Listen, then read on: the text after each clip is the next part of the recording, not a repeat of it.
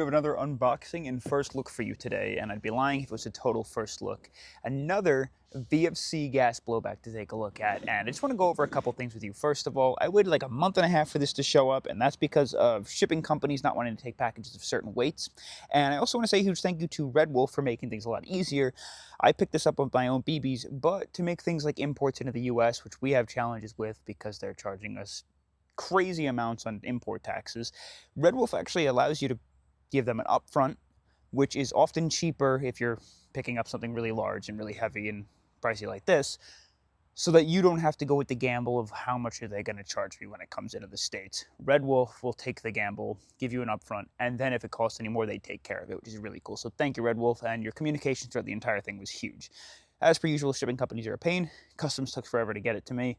They went through the box. I was really nervous. I took a look last night before we filmed it, just because I want to make sure that when I got home, everything was okay. And also, new replica, I got really excited. But without further ado, the VFC HK33. Now, like I said, I popped the package open. It did have the orange tip and a bunch of tape on it. I took that off and I threw on the flash hider. Huge thank you to Red Wolf for including that.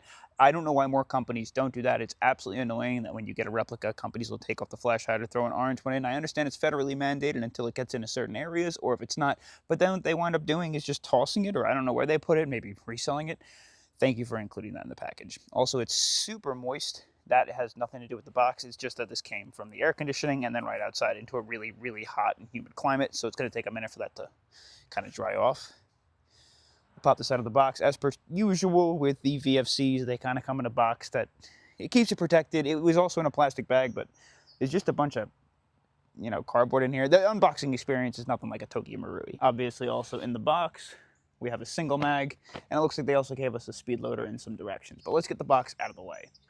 And a little transition inside, back at the table, just because there's a few people that wanted to use the outdoors and I just wanted better audio. So we're inside for the rest of this video, which is totally fine. Also, I don't recall if I mentioned this yet. When I did take this out of the box the first time just to take a look and make sure everything was okay, I actually noticed that the fire selector was broken. It's just like things just keep not working for me. It wasn't like broken, it was just kind of stuck, and I had to take it apart and put it back together to make sure it worked. I don't know if that was like something that it came like that. I believe not, because I think Red Wolf checks over things before they send it out. However, I'm wondering if import customs just decided to diddle with it, and I hate them. Anyways, the mag will pop it out of the box. It just comes in a box like this.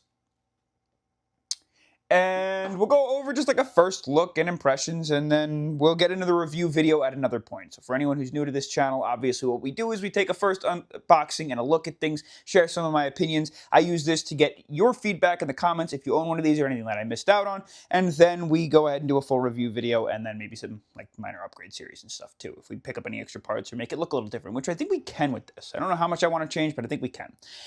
Anyways, the HK33. When I first picked it up, I do want to say I was very, very surprised at how light it felt. It really didn't have much weight to it at all, and I think it's kind of deceiving because of how large it is and how long it is. I mean, this thing is absolutely, like, massive in terms of length, and I'll see if I can grab a tape measure. So we're looking at, from front to butt, I mean, it's 3 feet long. Like, that's a long rifle, for sure. And I think a lot of the reason that it doesn't have much weight to it is because of the polymer stock, polymer grip, polymer hand guards. So there's a lot of like polymer to this. And I don't know, we'll check in a second if anything is steel. If it's not, that also adds to a reason why it's so much lighter. But I mean, the whole lower, the back, and the front is majority polymer, which is why it doesn't weigh too much. Due to it not weighing too much, it does feel a little bit on the cheaper end. I'm not saying like any of the controls or anything, or it feels like rattly or anything like that. It just feels like a toy because of how light it is. I don't know why. I expected it to have like much more heft to it. The mag as well is actually pretty light too. It doesn't feel like there's a whole lot going on in here, which besides a reservoir, which is actually nice to see on the other hand, as long as it holds its shape and it doesn't bust, because you can hold a lot of these on your person and it won't feel like it weighs too much. Unlike something like if anyone's ever held like the KWA F90 mags, those things are like, they're rock solid, they're heavy. This is not very hefty at all.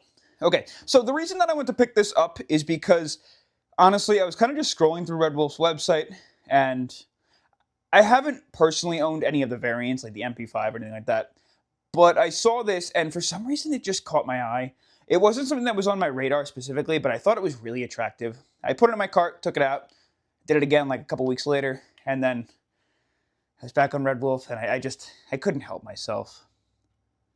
I thought it looked really cool. And I thought it'd be kind of cool to build this out as like some sort of a DMR, or like, they have all these cool attachments for it and stuff that I wanted to throw on here. Anyways, the stock is polymer. Looks like we got a sling point on the back. Typical with the HK models, there is a spot to hold your pins, which is really cool up in the stock. The stock does have, I think the butt pad is just plastic. There's no rubber to it.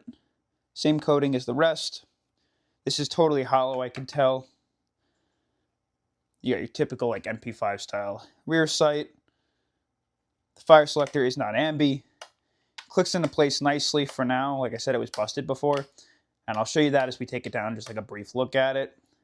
For options to take the mag out, it's got its typical index, which absolutely makes no sense to me. There's absolutely no way that I'm reaching that. I don't know who can reach that, but there's no way. It's like a whole inch away from my finger. But it has like the AK paddle release too.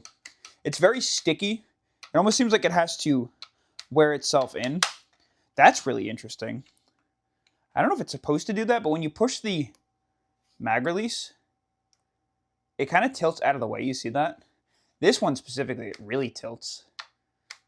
That is really weird. I don't know if that's normal or not. Trigger, big polymer grip.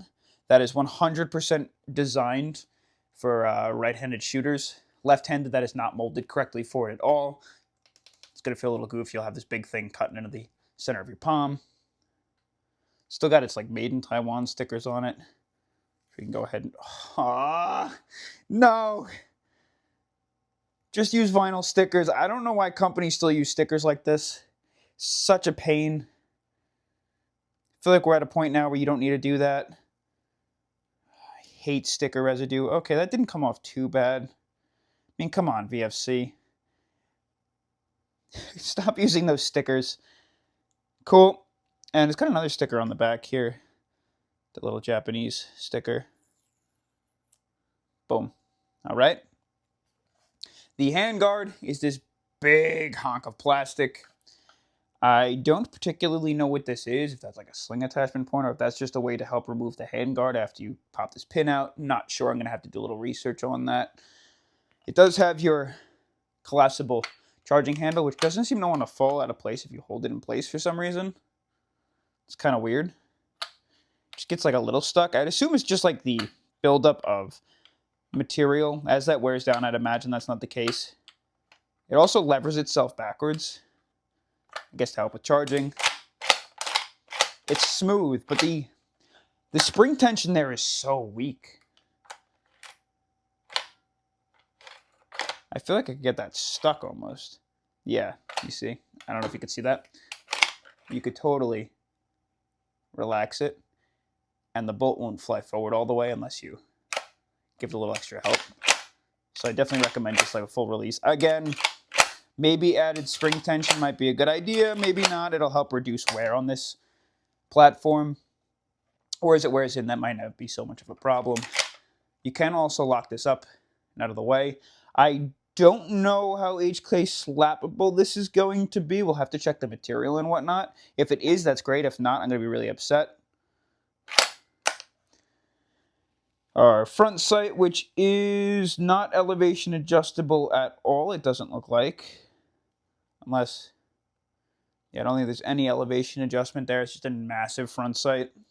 There's no rails on this thing either. You can pick up like different mounts and stuff for like the MP5s, so I assume we'll have to do that. And it came with an orange thread protector. Huge thank you to VFC and Red Wolf for not cheaping out like a lot of other companies do and just including this in the box. So you can unscrew it. Like, you literally can just unscrew it, take the orange thread off, the orange adapter off, and throw this back on. It's great. I have no idea why other companies right now, especially things like eVic and stuff, are like gluing it on. You don't have to. These come right into the States, no problem, and they ship out no issues. Stop gluing it in place. Just use a grub screw. Stop using pins and killing the threads. Just grub screw it in place and then ship it. And You already took this off. Just keep it in the box like other companies are. I don't know why you're hiding it. It's so annoying to have replicas come without the thread adapters on there. I cannot stand that for the life of me. We have a sling attachment point. And why don't we check out the trigger. Little mushy. Long reset. I mean, it's not bad. You can feel it.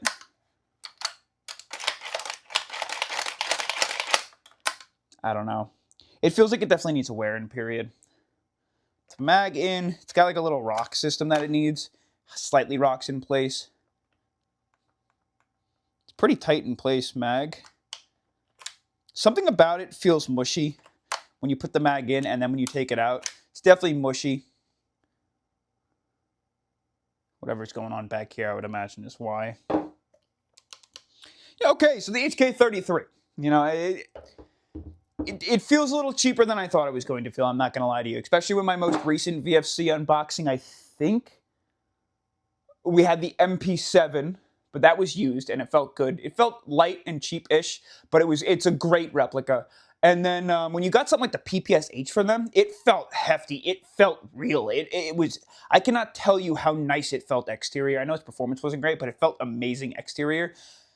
This, on the other hand, leaves me expecting more, I'll be honest. All right, so the mag, looks like we have a stop on empty switch, I would imagine. Let's just make sure it holds gas.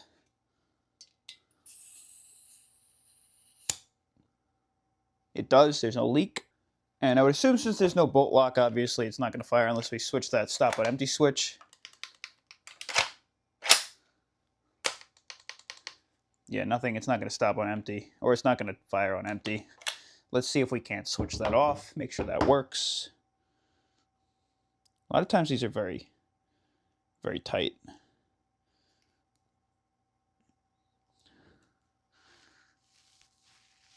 Am I losing it? No? Assume that's the stop on empty lever. Okay, I don't want to force that. We'll just throw some BBs in it, why not? See if it loads on the Vanguard loader. And we'll see if it fires. Just gotta pop this open. Plug it in. I did not pick up more than one mag, just because I wanted to obviously make sure that it was something that I'm gonna enjoy using first. And we'll see if we can't load this on the Vanguard loader. Okay. Unlock. Don't know how many BBs this thing holds either. Okay, so it feeds really easily. We got 48 BBs in there, which is honestly pretty solid. Go ahead and throw this guy in. Cool. Go ahead and charge it. And then we'll give it like 1 or 2. No? What am I missing? Why did it not fire? There's gas in it. Do I have to switch this? Oh, it's easier to switch with BBs in there.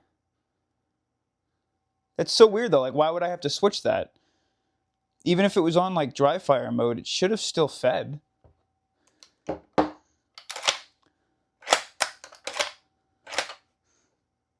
What the heck? Try again. It's just not firing. Huh. Taking a look at its underside. Make sure that valve knocker. The valve knocker is releasing. That is really weird. You know what I don't understand? Can you see how the valve knocker is canted to the right? Is it supposed to be like that? Whoa. Okay. Why does it switch like that? I assume that keeps it from firing. Is that like a safety? unsafe. And then I imagine that's the fire now. What the? Let me first. There's already a BB in there. Now we should be good. Try this again. Okay, it fires. Try some auto. Okay, we're inside, so I don't want to put too many of those down, but it does fire. It's got a really enjoyable recoil on it. That is such an interesting design with the mags, though. I'm assuming that's some sort of a safety system. Okay, let me quickly pop this open. We'll take a look at what kind of materials they used on this. I wonder how much of it is steel. I know VFC is pretty good with steel internals. Exterior, though, I'm not sure, just because it is pretty light. No way. Entirely steel externals at that weight is kind of crazy. Oh, wow. Okay. Everything. The front sight isn't, but the ring on the inside of the front sight is. All your sling points are. Barrel. Very impressive. What about the charging handle? This is plastic, I know that. That's steel. And that's steel. You might get away with being able to HK slap that and not break it, which is beautiful to see. Obviously, I'm going to do it a ton during the review video, and we'll see if that breaks it or not. The bolt is not steel, however. All your switches and whatnot are. The mag catch is not steel, which I don't like to see. Whatever. All right, let's pop it on open. First, we'll pop this pin out.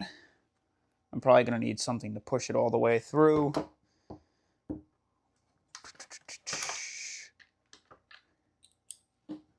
we'll push this pin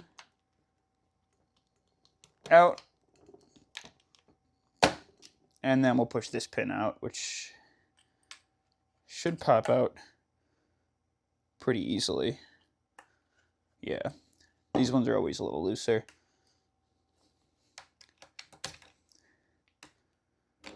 Cool. All right. Both pins out all the way. That should be enough to pull the stock off. I think there's a plate in the back of this. We'll take a look at in a second. And that should also be enough to get the lower off.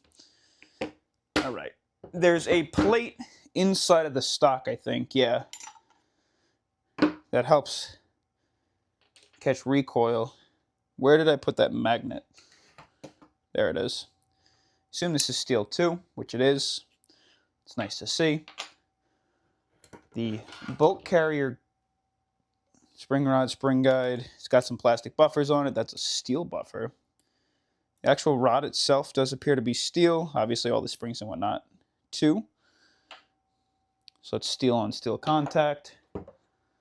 And then does the bolt pop out as well? It does. Greased to... Oh my gosh, it's super greasy. Ooh. Interesting. There's a restrictor in there. See that little metal piece? Very interesting. I don't know if this comes with an end pass either, but there is in fact a restrictor in there. I don't know how we'll go ahead and remove that, or if we'll need to, but we'll check the FPS. But I'm imagining it's pretty low, being that there's that restrictor in there. We never checked out where the hop-up adjustment is. I have no idea. Is that the hole for it? No, what is that hole for?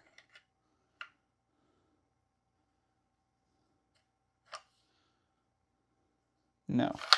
Okay. Huh. Is that a wheel? Inside of that hole, there looks like there's a wheel or something. Because there's no TDC adjustment. So unless there's something somewhere that I'm supposed to twist up in the front, I'd imagine this hole might have to do with our hop-up adjustment. We'll take a further look at that in the upcoming video. All right, so the biggest issue that I had was the selector. So the selector pops out like this, and I couldn't figure out what the issue was because there's no detent anywhere on the inside of here to catch this besides this detent here. That spring and detent was the only way that it kept tension on the fire selector and moved it around on the inside of the lower.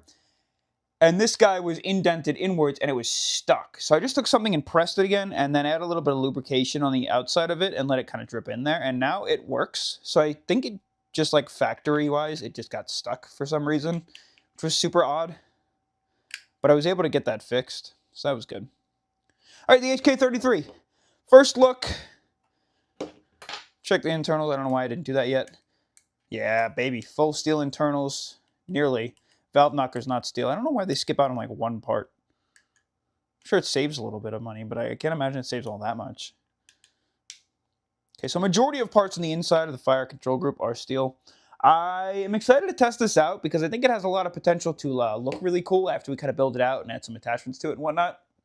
That's why I really picked it up, is because I thought it looked cool. And I understand the MP5 is really beloved, but to me, it's kind of like M4 replicas or AR style replicas. I think they're a little bit like overdone because everyone has them, which is why, if you haven't noticed on this channel, unless things are like directly sent out to me for testing, which I really do enjoy, I tend to avoid them because there's so much content on YouTube on them already. So I tend to try and pick up things that are a little bit less popular. And in this case, I thought this was a little less popular because you don't see much content on this specific model yet. So I'm really excited to check that out. Until the next video, please do me a favor in the comment section below. Let me know if you have one of these. Let me know if there's anything I missed. Let me know if there's anything I should know, any corrections that should be made, and things that I should address in the full review video. But until then, I'll see you on the next adventure. Peace!